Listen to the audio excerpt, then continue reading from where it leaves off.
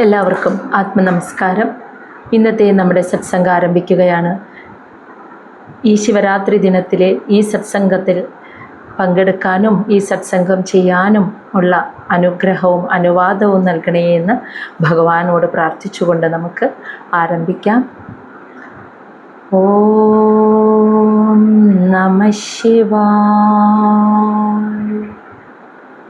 ഓം നമഃ ശിവായ. ഓം നമഃ ശിവായ. ഓം ഗും ഗുരുഭ്യോ നമഃ. ഓം നമോ നാരായണായ.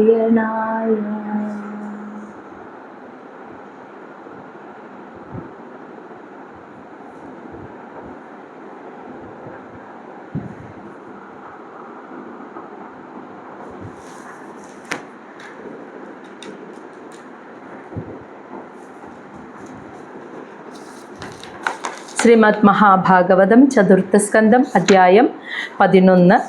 അതിലെ 14 ശ്ലോകങ്ങൾ വരെ നമ്മൾ ഇന്നലെ കണ്ടു. മുത്തശ്ശനായിട്ടുള്ള സ്വയംഭുവ മനു ധ്രുവനെ ഉപദേശിക്കുന്നതാണ്. യക്ഷന്മാരെ കൊന്നൊടുക്കുന്ന ഈ പരാക്രമം, ഈ കോപം ഒന്ന് അവസാനിപ്പിക്കാനായിട്ട് സ്വയംഭുവ മനു ധ്രുവനെ ഉപദേശിക്കുന്ന ഭാഗമാണ് നമ്മൾ ഇന്നലെ കണ്ടത്.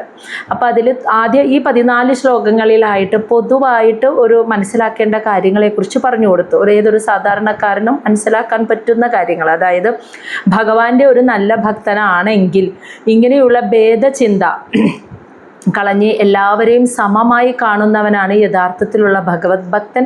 അങ്ങനെയുള്ളവരിൽ ഭഗവാൻ സംപ്രീതനാകും. ഭഗവാൻ സംപ്രീതനായി എന്നിൽ എന്ന് നമുക്ക് തിരിച്ചറിയണമെങ്കിൽ നമ്മുടെ മനസ്സിനെ ഈ സുഖദുഃഖങ്ങൾ സംഭവിക്കുന്ന സാഹചര്യങ്ങൾക്കനുസരിച്ചുള്ള അതിൽപ്പെട്ട് നമ്മുടെ മനസ്സിനൊരു വ്യതിയാനം, ചിന്തകൾക്കൊരു വ്യതിയാനം, സുഖം അനുഭവിക്കുക, ദുഃഖം അനുഭവിക്കുക, വിഷമിക്കുക, സന്തോഷിക്കുക, അങ്ങനെയുള്ള ചലനങ്ങൾ അധികം മനസ്സിന് ഉണ്ടാവുന്നില്ല എന്ന്. അതായത് ത്രിഗുണങ്ങളിൽ നിന്നൊക്കെ ഒരവസ്ഥ, എല്ലാത്തിനെയും ബാലൻസ് ചെയ്ത് പോകാൻ കഴിയുന്ന ഒരവസ്ഥ നമ്മുടെ മനസ്സിന് വരും.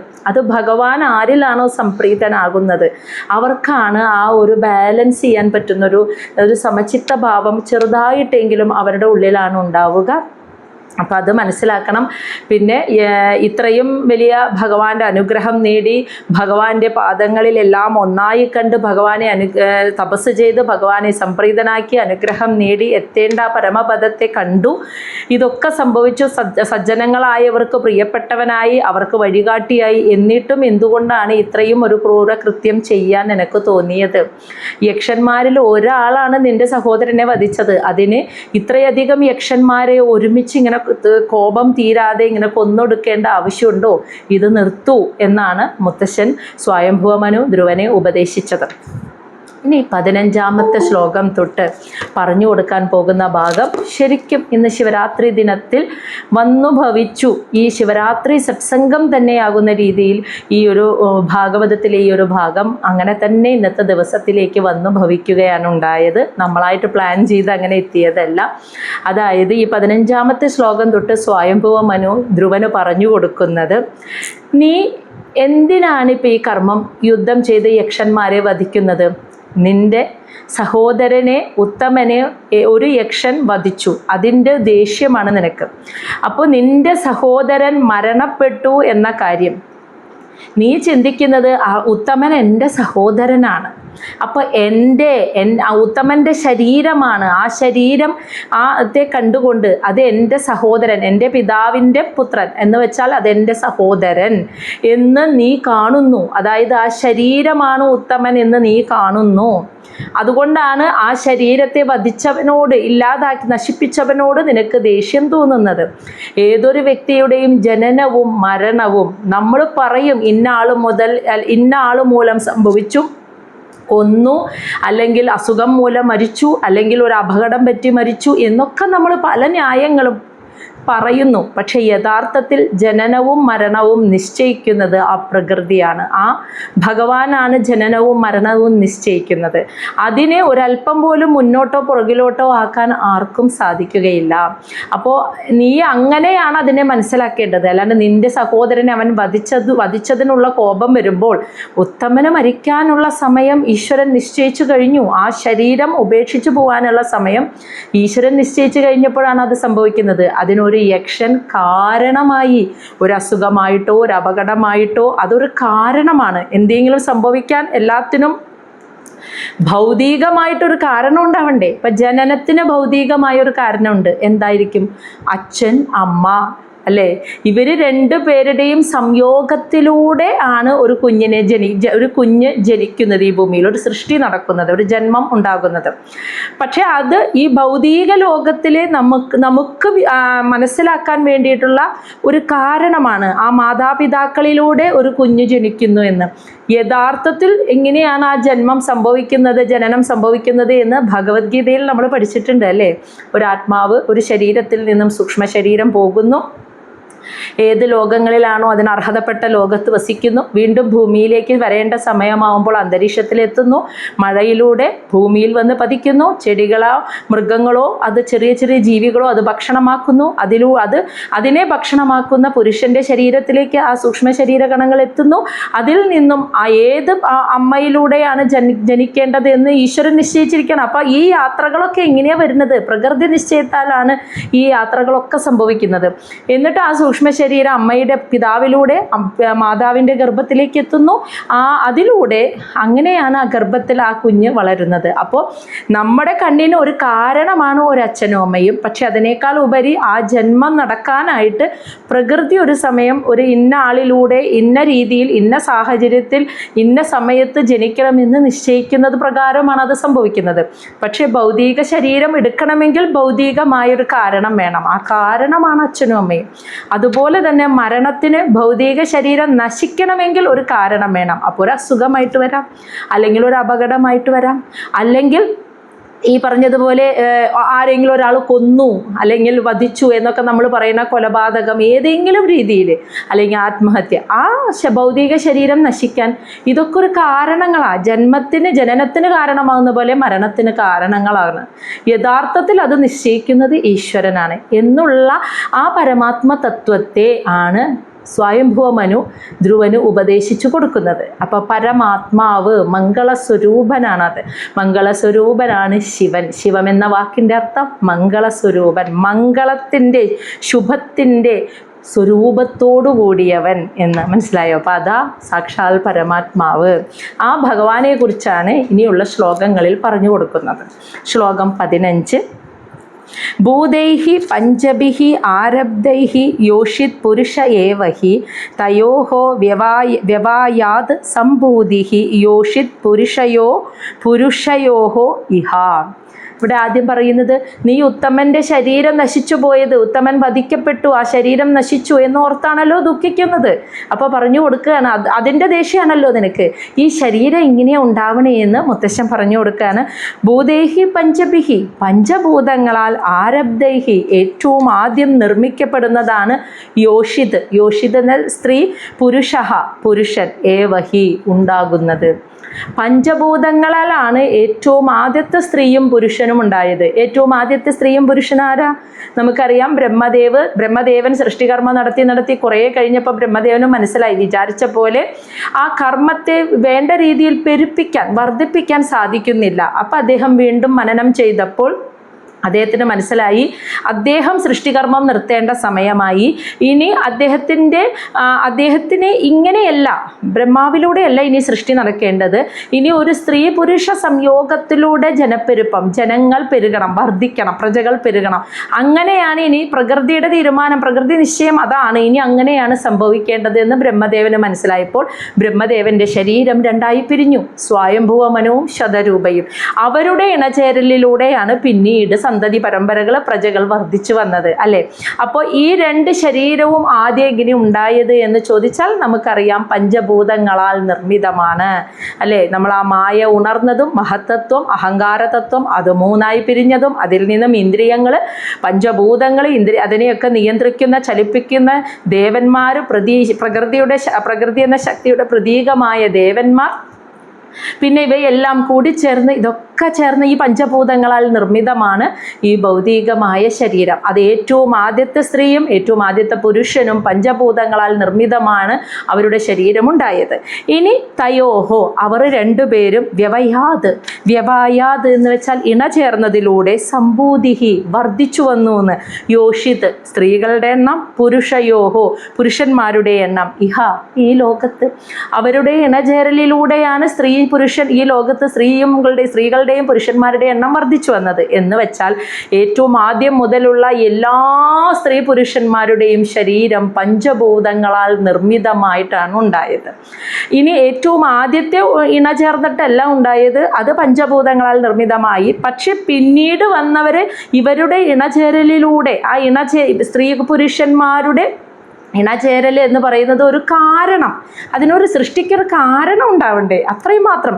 ഈ ഭൗതിക ലോകത്തിന് മനസ്സിലാക്കാൻ കഴിയുന്ന രീതിയിലൊരു കാരണം, അതിനപ്പുറത്ത് അദൃശ്യമായ കാരണത്തെ സാധാരണക്കാരന് ഈ ഭൗതിക ലോകത്തിന് ഉൾക്കൊള്ളാൻ പറ്റില്ല, കാരണം അത് അദൃശ്യമാണ്. അപ്പോൾ ദൃശ്യമാകുന്ന ഇന്ദ്രിയങ്ങൾ കൊണ്ട് മനസ്സിലാക്കാൻ കഴിയുന്ന ഒരു കാരണം വേണ്ടേ സൃഷ്ടിക്ക്, അതിനു മാത്രമായിട്ടുള്ളൊരു കാരണമാണ് ആ ഇണചേരൽ. അതിലൂടെയാണ് പിന്നെ ജനപ്പെരുപ്പം, സ്ത്രീകളുടെയും പുരുഷന്മാരുടെയും എണ്ണം വർദ്ധിച്ചത്. അപ്പോൾ എല്ലാ ശരീരങ്ങളും പഞ്ചഭൂതങ്ങളാൽ നിർമ്മിതമാണ് എന്ന് അവനോട് പറഞ്ഞു കൊടുക്കുകയാണ്. ആ ശരീരം നശിച്ചതിലാണ് നീ വിഷമിക്കുന്നത്. യഥാർത്ഥത്തിൽ ആ ശരീരം പഞ്ചഭൂതങ്ങളാൽ നിർമ്മിതമാണ്. പക്ഷേ അതിൻ്റെ ഉള്ളിലിരിക്കുന്ന ആൾ ആരാ? ആ ആളും യക്ഷന്മാരുടെ ഉള്ളിലിരിക്കുന്ന ആളും ധ്രുവൻ്റെ ഉള്ളിലിരിക്കുന്ന ആളും എല്ലാം ഒന്ന് തന്നെയാണ് എന്ന് മനസ്സിലാക്കുക. ആ ആളാണ് ആ ശരീരത്തിൻ്റെ ഉടമ. ആ ശരീരമല്ല യഥാർത്ഥത്തിൽ ഉത്തമൻ, ആ ശരീരത്തിൻ്റെ ഉടമയായിരിക്കുന്ന ആളാണ് യഥാർത്ഥത്തിൽ ഉത്തമൻ. ആ ആളെ ഒരിക്കലും ആർക്കും വധിക്കാനോ നശിപ്പിക്കാനോ അപകടപ്പെടുത്താനോ സാധിക്കുകയില്ല. അത് പറഞ്ഞ് മനസ്സിലാക്കി കൊടുക്കാനാണ് എല്ലാ ശരീരങ്ങളും പഞ്ചഭൂതങ്ങളാൽ നിർമ്മിതമാണ്. ആ ഒരു പൊതു തത്വത്തെ അറിഞ്ഞാൽ എൻ്റെ സഹോദരനെ വധിച്ചു, കൊന്നു, എൻ്റെ സഹോദരൻ മരിച്ചു എന്നൊക്കെയുള്ള ആ ഒരു വ്യക്തിപരമായ, അതായത് ശരീരത്തിനോടുള്ള ബന്ധം മൂലം വ്യക്തിബോധത്തിൽ നിന്നുകൊണ്ടുള്ള ദുഃഖങ്ങൾ മനസ്സിലായില്ലേ. എൻ്റെ മകൻ, എൻ്റെ ഭർത്താവ്, എൻ്റെ ഭാര്യ, എൻ്റെ സഹോദരൻ, എൻ്റെ അച്ഛൻ, അമ്മ അവരൊക്കെ മരിച്ചു എന്നുള്ള ദുഃഖം നമുക്ക് മാറണമെങ്കിൽ നമ്മൾ നമ്മുടെ മനസ്സിനെ ഒരു പടിക്ക് ഉയർത്തുക. ജനനവും മരണവും നമ്മുടെ കയ്യിലുള്ളതല്ല, അത് ഈശ്വര നിശ്ചയമാണ്. അതിനെ അങ്ങോട്ടോ ഇങ്ങോട്ടോ ആക്കാൻ സാധിക്കാത്ത നമുക്ക് അതിനെക്കുറിച്ച് വേവലാതിപ്പെടാനുള്ള അവകാശമില്ല. എന്തിനാണ് നമ്മൾ അതിനെക്കുറിച്ച് വിഷമിക്കുന്നത്?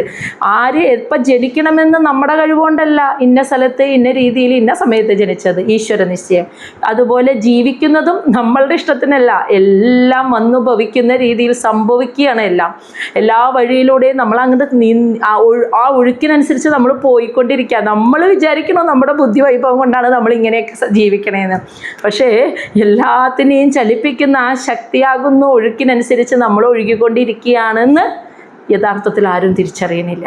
ഇനി മരണമോ, ഇതിൻ്റെയൊക്കെ അവസാനം, ജനിച്ചതിൻ്റെയൊക്കെ അവസാനം മരണം. ആ മരണം സംഭവിക്കുന്നത് എങ്ങനെയാണ്? അതും നമ്മൾ വിചാരിക്കും നമ്മൾ കുറേ ആരോഗ്യം നോക്കിയാൽ, നമ്മൾ കുറേ എന്തെങ്കിലുമൊക്കെ മരുന്നെടുത്താൽ, കറക്റ്റ് നല്ലൊരു ചികിത്സ എടുത്താൽ എൻ്റെ ആയുസ്സിനെ പിടിച്ചു നിർത്താൻ പറ്റുന്ന തോന്നലാണ്. ഇന്ന സമയത്ത് ഇന്ന രീതിയിൽ ഇങ്ങനെ പോകണമെന്ന് നിശ്ചയിക്കപ്പെട്ടിട്ടുള്ളത് അങ്ങനെ തന്നെ സംഭവിക്കും. അതിനെ എത്ര വലിയ ആളുടെ ഡോക്ടറെ കാണിച്ചാലും അപ്പുറത്തേക്കോ ഇപ്പുറത്തേക്കോ കൊണ്ടുവരാൻ സാധിക്കില്ല. കാരണം അത് അങ്ങനെ സംഭവിക്കണം എന്നുള്ളത് ഈ പ്രകൃതിയുടെ നിശ്ചയത്തെ മാറ്റിമറിക്കാൻ ആർക്കും സാധ്യമല്ല. ഇങ്ങനെ മനസ്സിലാക്കി കഴിഞ്ഞാൽ മരണം എന്നതിനെക്കുറിച്ച് ഓർത്തിട്ടുള്ള ഒരു വേദന, അത് ഈശ്വര നിശ്ചയത്തെ നമ്മളെ ആക്സെപ്റ്റ് ചെയ്യാൻ പഠിക്കുക, അതാണ് വേണ്ടത്.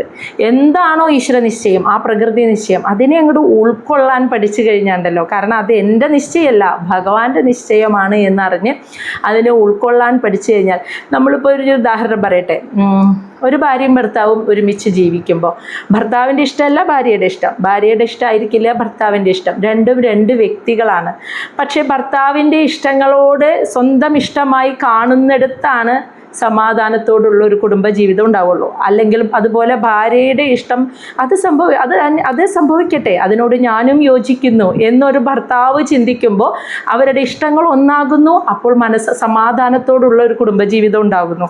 രണ്ടുപേരും ഇതാണ് എനിക്കിഷ്ടം, മറ്റേയാൾ ഇതാണ് എനിക്കിഷ്ടം എന്ന് പറഞ്ഞാൽ അവിടെ സ്വസ്ഥമായൊരു ജീവിതം ഉണ്ടാവില്ല. ഇതുപോലെ ഈശ്വര നിശ്ചയം എന്താണോ അത് തന്നെയാണ് എൻ്റെയും ഇഷ്ടം, അതിനെ ഞാൻ സ്വീകരിക്കുന്നു എന്ന് ചിന്തിക്കുന്നിടത്ത് നമ്മുടെ മനസ്സ് ബാലൻസ്ഡ് ആവും. ഞാനിങ്ങനെ ഇഷ്ടപ്പെടുന്ന എൻ്റെ ആഗ്രഹങ്ങളും ഇഷ്ടവും ഇതാണ്, ഈശ്വരൻ്റെ ഇച്ഛ വേറെ, സംഭവിക്കുന്നത് വേറെയും ആവുമ്പോൾ പൊരുത്തക്കേടുകൾ വരും, സുഖദുഃഖ ചിന്തകൾ വരും, ദുഃഖിക്കും സന്തോഷിക്കും, കുറേ ദുഃഖിക്കും സന്തോഷിക്കും, സ്വസ്ഥതയുണ്ടാവില്ല. മനസ്സിന് ശാന്തി വരണമെങ്കിൽ എന്താണോ ഈശ്വര നിശ്ചയം അതിനെ സ്വീകരിക്കാനുള്ള മനസ്സോടുകൂടി ജീവിക്കണം. അപ്പോഴാണ് മനസ്സമാധാനത്തോടുകൂടി നമുക്ക് ജീവിക്കാൻ സാധിക്കുക. അപ്പം അതാണ് പറഞ്ഞു കൊടുക്കുന്നത്. എല്ലാ ശരീരങ്ങളും ഒരേ പഞ്ചഭൂതങ്ങളാൽ നിർമ്മിതമാണ്. 16ാമത്തെ ശ്ലോകം. ഏവം പ്രവർത്തതേ സർഗഃ സ്ഥിതിഃ സംയമ ഏവച ഗുണവ്യതികരാത് രാജൻ മായയാ പരമാത്മനഃ. ഏവം മകനോട് പറഞ്ഞു കൊടുക്കുകയാണ്, അല്ലയോ രാജൻ എന്നാ വിളിക്കുന്നത്. ഇത്ര നേരം പുത്ര എന്ന് വിളിച്ചിട്ട് ഇപ്പോൾ അല്ലയോ ധ്രുവ മഹാരാജാവേ എന്ന് വിളിക്കുന്നത് ആ ഒരു പദവിക്കനുസരിച്ചുള്ള ബഹുമാനം കൊടുത്തു. ഇപ്പം രാജാവ് ധ്രുവനാണല്ലോ. അതുമാത്രമല്ല, ഒരു കൊച്ചുകുട്ടിക്ക് മനസ്സിലാക്കാൻ പറ്റുന്ന കാര്യങ്ങളായിരുന്നു ആദ്യം പറഞ്ഞു കൊടുത്തത്. ഇപ്പം പറഞ്ഞു കൊടുക്കുന്ന ഒരു കൊച്ചുകുട്ടിക്ക് മനസ്സിലാക്കാൻ പറ്റുന്ന കാര്യങ്ങളല്ല, കുറച്ച് പക്വത വന്ന ഒരാൾക്ക് മാത്രം ഉൾക്കൊള്ളാൻ പറ്റുന്ന കാര്യങ്ങളെയാണ് ഇപ്പം പറഞ്ഞു കൊടുക്കുന്നത്. അപ്പം അത് അവന് കേൾക്കുന്ന ആൾ അത് മനസ്സിലാക്കണം. അതുകൊണ്ടാണ് അല്ലയോ രാജാവേ എന്ന് വിളിച്ച് തന്നെ മുത്തശ്ശൻ പറയുന്നത്. ഏവം ഇപ്രകാരം പ്രവർത്തതേ സംഭവിക്കുന്നു, സർഗ സ്ഥിതി സംയമ ഏവച. സർഗം എന്ന് വെച്ചാൽ സൃഷ്ടി, സ്ഥിതി പരിപാലനം, സംയമം സംഹാരം.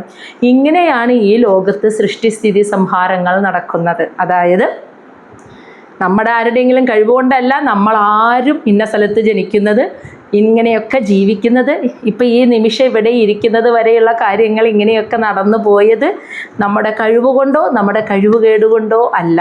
ഇനി നമ്മുടെ മരണവും അങ്ങനെയാണ്. നമ്മളുടെ നിശ്ചയം കൊണ്ടോ നമ്മളുടെ തീരുമാനത്തിനോ നമ്മൾ ആഗ്രഹിക്കുന്ന സമയത്തോ ആയിരിക്കില്ല അത് സംഭവിക്കുന്നത്. എന്നിട്ട് പറയാണ്, പരമാത്മന, ആ പരമാത്മാവായിട്ടുള്ള ആ ശിവൻ അല്ലെങ്കിൽ ആ മംഗളസ്വരൂപനായ ഭഗവാന്റെ മായയാൽ ഗുണവ്യതികരാത്, ത്രിഗുണങ്ങളുടെ തോതിൽ വ്യതിചലനം സംഭവിക്കുന്നതിനനുസരിച്ചാണ് ഈ പ്രപഞ്ചത്തിൽ സൃഷ്ടിയും സ്ഥിതിയും സംഹാരവും നടക്കുന്നത്. മനസ്സിലായ? അപ്പം അവന് പറഞ്ഞു കൊടുക്കുന്ന കാര്യങ്ങൾ കണ്ടോ? സഹോദരൻ്റെ മരണത്തെക്കുറിച്ച് ഓർത്തിട്ടുള്ള ദേഷ്യം, ദുഃഖം, അതാണ് നിന്നെ കൊണ്ട് ഈ തെറ്റൊക്കെ ചെയ്യിപ്പിച്ചത്. അപ്പം നീ മനസ്സിലാക്കുക, ഇത് നമ്മുടെ കയ്യിലുള്ള കാര്യമല്ല. ആ ഭഗവാന്റെ മായാശക്തിയുടെ ഫലമായിട്ട് ആ സത്വരജ തമോ ഗുണങ്ങളുടെ തോതിൽ വരുന്ന അളവ് വ്യത്യാസം, ആ തോതിൽ വരുന്ന വ്യതിചലനത്താലാണ് ഈ പ്രപഞ്ചത്തിൽ സൃഷ്ടി സ്ഥിതി സംഹാരങ്ങൾ സംഭവിക്കുന്നത് എന്ന് മനസ്സിലാക്കുക. അപ്പം പ്രപഞ്ചത്തിൻ്റെ സൃഷ്ടിയും നിലനിൽപ്പും അവസാനവും മാത്രമല്ല, നമ്മൾ ഓരോ വ്യക്തികളുടെയും ഓരോ പ്രാണികളുടെയും ഓരോ ജീവസത്തകളുടെയും ജനനം, ജീവിതം, മരണം അതും അതിൽ എടുക്കണമെന്ന്. അല്ലാണ്ട് ഏറ്റവും വിപുലമായ രീതിയിൽ ഈ പ്രപഞ്ചം ഉണ്ടായത്, നിലനിൽക്കുന്നത്, അവസാനിക്കുന്നത് എന്ന രീതിയിലൊന്നും ചിന്തിക്കേണ്ട. ഏറ്റവും ചെറിയ രീതിയിൽ ഒരു പ്രാണിയുടെ, ഒരു ജീവജാലത്തിൻ്റെ, ഒരു മനുഷ്യൻ്റെ ജനനം, അവൻ ജീവിക്കുന്ന കാലം, അവൻ മരിക്കുന്നത്, ഈ 3 കാര്യങ്ങളും നമ്മുടെ കയ്യിലല്ല, സത്വരജതമോ ഗുണങ്ങളുടെ വ്യതിചലനത്താലാണ് സംഭവിക്കുന്നത് എന്ന് പറഞ്ഞു കൊടുക്കണം. അതും ആ പ്രകൃതിയുടെ, ആ ഭഗവാന്റെ മായയാൽ. ശ്ലോകം 17. ഇനി ആ ഭഗവാൻ അപ്പോൾ ആരാണ്? നിമിത്തമാത്രം തത്ര ആസീത് നിർഗുണ പുരുഷർഷഭഃ വ്യക്ത അവ്യക്തമിതം വിശ്വം യത്ര ഭ്രമതി ലോഹവത്ത്. അപ്പോൾ ആ പ്രകൃതിയുടെ സത്വരജ തമോ ഗുണങ്ങളുടെ വ്യതിചലനത്താലാണ് ഇത് സംഭവിക്കുന്നത് എന്ന് പറഞ്ഞില്ലേ? അതായത് നമ്മൾ നേരത്തെ പറഞ്ഞല്ലോ, ആദ്യം ഭഗവാൻ ഇച്ഛിക്കുന്നു, അതിനുശേഷം പ്രകൃതി ഉണരുന്നു. ഭഗവാൻ എന്താണ് ഇച്ഛിച്ചത് അതാണ് മായയിലാണ് ഈ സത്വരജ തമോ ഗുണങ്ങൾ ഇതിങ്ങനെ വ്യതിചലനം സംഭവിക്കുന്നത്. ഇത് ഇതിൽ സത്വഗുണം കൂടി നിൽക്കുന്ന അവസ്ഥ. ആദ്യം ഒന്നും ഉണ്ടായിരുന്നില്ല. ഈ 3 ഗുണങ്ങളും ഒരേ തോതിൽ നിൽക്കുമ്പോൾ ഒന്നുമില്ല. ഇതിൽ സത്വഗുണം കൂടി നിന്നപ്പോൾ മഹത്തത്വം ഉണ്ടായി, തമോ ഗുണം കൂടിയപ്പോൾ അഹങ്കാരതത്വം ഉണ്ടായി. ഈ അഹങ്കാരതത്വം തന്നെ സാത്വികം, അതിൽ സത്വഗുണം കൂടിയപ്പോൾ സാത്വിക അഹങ്കാരം. അപ്പോൾ ആ തോതിൽ വരുന്ന അവസ്ഥയിൽ വ്യതിയാനത്താലാണ് ഓരോന്നും ഉണ്ടാവുന്നത്. കണ്ടോ, സാത്വികം, രാജസികം, താമസിക അഹങ്കാരം. താമസിക അഹങ്കാരത്തിലെ വ്യതിയാനങ്ങൾ കൊണ്ട് വീണ്ടും ശബ്ദം തന്മാത്രകൾ ഉണ്ടാകുന്നു. അങ്ങനെ സൃഷ്ടികൾ ഓരോന്ന് സംഭവിക്കുന്നത് ഈ 3 എണ്ണത്തിൻ്റെ തോതിൽ വരുന്ന, അളവിൽ വരുന്ന വ്യത്യാസങ്ങൾ കൊണ്ടാണ് എല്ലാ സൃഷ്ടികളും നിലനിൽപ്പും സംഹാരവും സംഭവിക്കുന്നത് എന്നാണ് പറയുന്നത്. അപ്പോൾ ഭഗവാന്റെ പ്രകൃതി എന്ന മായാശക്തി കൊണ്ടാണ് അതുണ്ടാവുന്നത്. അപ്പോൾ പരമാത്മാവ് ആരായിട്ടായിരിക്കുന്നത്? ആ ചോദ്യത്തിൻ്റെ ഉത്തരാണ് 17. നിമിത്തമാത്രം, ഒരു കാരണം മാത്രമായിട്ടെന്ന്. തത്ര, അതായത് ഈ പ്രപഞ്ചത്തിൻ്റെ സൃഷ്ടിക്ക്, സ്ഥിതിക്ക്, സംഹാരത്തിന് ആസീത് ആയിരിക്കുന്നു. നിർഗുണ പുരുഷർഷഭ, നിർഗുണമായി ഈ ഗുണങ്ങളിൽ നിന്നൊക്കെ അതീതനായിട്ട്, ഈ ഗുണങ്ങളിൽ നിന്നൊക്കെ മുക്തനായിട്ട് നിൽക്കുന്ന പരമപുരുഷൻ, പുരുഷർഷഭ, പരമപുരുഷനായ ഭഗവാൻ ഈ സൃഷ്ടിക്കും സ്ഥിതിക്കും സംഹാരത്തിനും ഒരു നിമിത്തം മാത്രമായിട്ട് അവിടെ നിൽക്കുകയാണ്. നിമിത്തം എന്ന് വെച്ചാൽ കാരണം. എന്താണ് ആ കാരണം? നമ്മൾ ആദ്യം പഠിച്ചില്ലേ, ഏറ്റവും ആദ്യം ഇത് സങ്കല്പിക്കുന്നത്, ഞാൻ ആരാണെന്ന് എനിക്കറിയണം എന്ന് സങ്കല്പിച്ചതാരാ? അതാണ് ആ ബോധസ്വരൂപനായ, മംഗളസ്വരൂപനായ പരമാത്മാവ്. ഭഗവാൻ സങ്കല്പിച്ചപ്പോഴാണ് മായ അത് നടപ്പാക്കിയത്. ചലിപ്പിക്കുന്നത് മായയാ, പ്രകൃതിയുടെ മായയാണ് ചലിപ്പിക്കുന്നത്. ആ ചലനം ആരാണ്? ആ ചലനത്തിനും കാരണം ആരാ? ഭഗവാന്റെ ഇച്ഛ, ഭഗവാന്റെ സങ്കല്പം അല്ലേ? അതിനനുസരിച്ചാണ് മായ ചലിക്കുന്നത്. അപ്പോൾ ഭഗവാൻ അതിനൊരു നിമിത്തമാണ്. ഭഗവാന്റെ സങ്കല്പം കൊണ്ടാണ് മായ ചലിച്ചത്. നേരത്തെ ശ്ലോകത്തിൽ മായ ചലിച്ചത് കൊണ്ടാണ് സത്വരജ തമോ ഗുണങ്ങൾ സൃഷ്ടിസ്ഥിതി സംഹാരം ഉണ്ടായതെന്ന് പറഞ്ഞു. ഈ ശ്ലോകത്തിൽ മായയും ചലിക്കാനുള്ള കാരണം ഭഗവാന്റെ സങ്കല്പം. ആ സങ്കല്പമാണ് ഇവിടെ പറയുന്നത്. നിർഗുണമായൊരു പരമാത്മാവ് മനസ്സിൽ ഇച്ഛിച്ചപ്പോൾ ആ സങ്കല്പമാണ് അവിടെ നടന്നത്. അതുകൊണ്ട് ഭഗവാൻ അതിനൊരു കാരണമാണ്. ഇതിനെല്ലാത്തിനും കാരണം ആ പരമാത്മാവ്. നിമിത്തം എന്ന് വെച്ചാൽ കാരണം ആ പരമാത്മാവാണ്.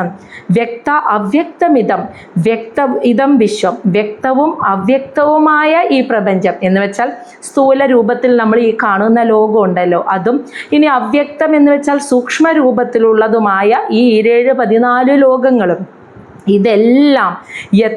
ഇതെല്ലാം ഭ്രമതി ലോഹവത്. ഭ്രമതി എന്ന് വെച്ചാൽ എന്താർത്ഥം?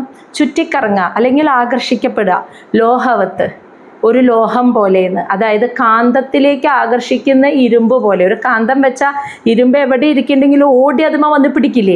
അതിനെ ചുറ്റിയിട്ടാണ് നിൽക്കുക ഇരുമ്പ് എന്നതുപോലെ. ലോഹവത്ത് എന്ന് വെച്ചാൽ ലോഹം പോലെ അല്ലെങ്കിൽ ഇരുമ്പ് പോലെ. കാന്തത്തിലേക്ക് ആകർഷിക്കപ്പെട്ട് കാന്തത്തിനെ ചുറ്റി നിൽക്കുന്ന ഇരുമ്പ് കഷ്ണത്തെ പോലെ ഭഗവാന്റെ ഇച്ഛ എന്താണോ ആ ഇച്ഛയാകുന്ന കാരണത്തിലാണ് ഈ പ്രപഞ്ചത്തിൻ്റെ സൂക്ഷ്മവും സ്ഥൂലവുമായ ഈ പ്രപഞ്ചത്തിൻ്റെ സൃഷ്ടിസ്ഥിതി സംഹാരങ്ങൾ നടന്നത്. അപ്പോൾ കാരണഭൂതൻ ആരാ? പരമാത്മാവിൻ്റെ സങ്കല്പം. ആ സങ്കല്പത്തിനനുസരിച്ച് ഇതിനെയൊക്കെ ചലിപ്പിച്ചതാരാ? മായ.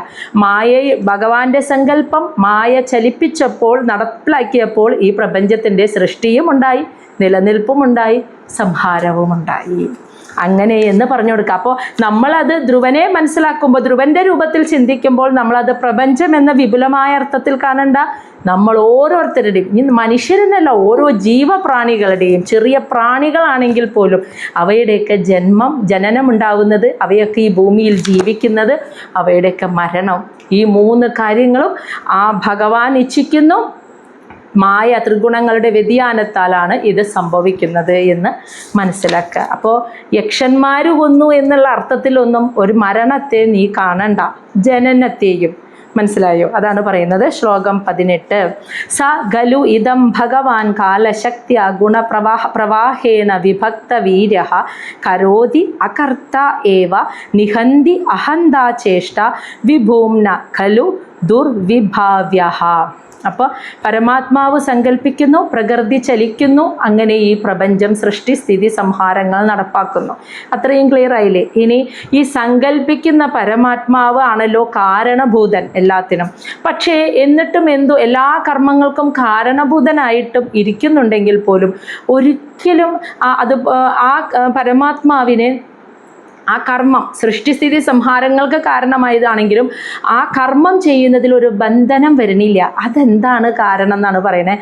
സഹ ഖലു ഇദം, അങ്ങനെ ഈ കാണുന്ന പ്രപഞ്ചം, സഹ എന്ന് വെച്ചാൽ ആ ഭഗവാൻ കാലശക്തി, ആ ഭഗവാനാകുന്ന കാലശക്തി, ആ ഭഗവാന് പല പല ശക്തികളുണ്ട്. സൃഷ്ടി ചെയ്യാനുള്ള ശക്തി, പരിപാലനം ചെയ്യാനുള്ള ശക്തി, പ്രകൃതിക്ക് പ്രകൃതിയുടെ ശക്തി പലവിധമാണ്. സംഹരിക്കാനുള്ള ശക്തി, കാലം എന്ന ശക്തി, ഇതിനെയൊക്കെ നടപ്പാക്കുന്ന കാലം എന്ന, ജനിക്കാനൊരു കാലം, ജീവിച്ചിരിക്കാനൊരു കാലം, മരിക്കാനൊരു കാലം, അങ്ങനെ കാലമാകുന്നൊരു ശക്തിയാണ് ഇതിനെ ഇങ്ങനെ കൊണ്ടുപോകുന്നത്. അപ്പോൾ ഈ പ്രപഞ്ചത്തിന് ആ ഭഗവാൻ കാലമാകുന്ന ശക്തിയായി നിന്നിട്ട് വിഭക്തവീര്യ, അതായത് വിഭക്തം എന്ന് വെച്ചാൽ വിഭജിക്കപ്പെടുന്ന പല പല ശക്തികളാകുന്നു.